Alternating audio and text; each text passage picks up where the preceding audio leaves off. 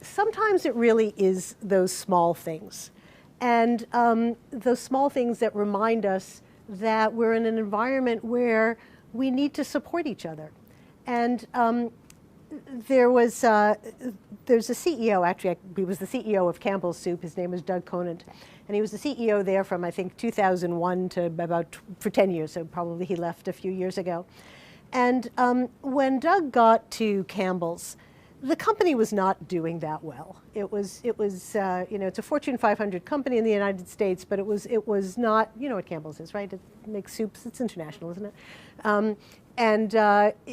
It was not doing well, and Doug's job was to come in and turn it around.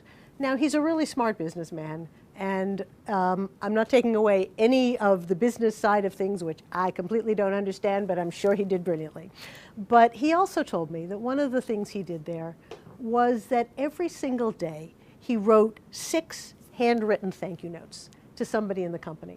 And it wasn't just to the executives who worked for him. He would send it off to somebody in in a plant in some small town, or to the guy who's on the assembly line somewhere, or to the guys who are packing the boxes.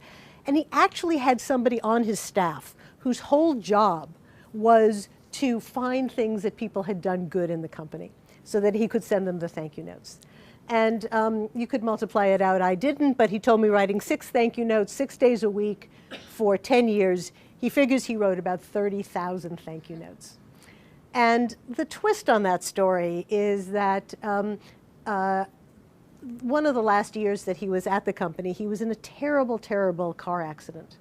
And he was in the ICU, the emergency unit, for a couple of weeks. And they actually weren't sure that he was going to survive. And he started getting notes in from around the world. And his wife was sitting on his bedside and reading him the notes.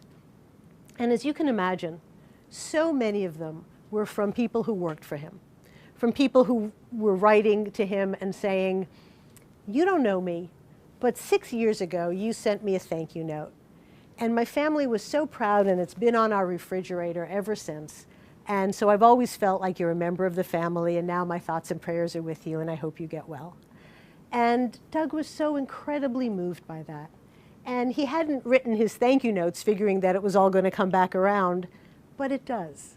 And putting out those expressions of gratitude, giving that gratitude, really, really makes a difference.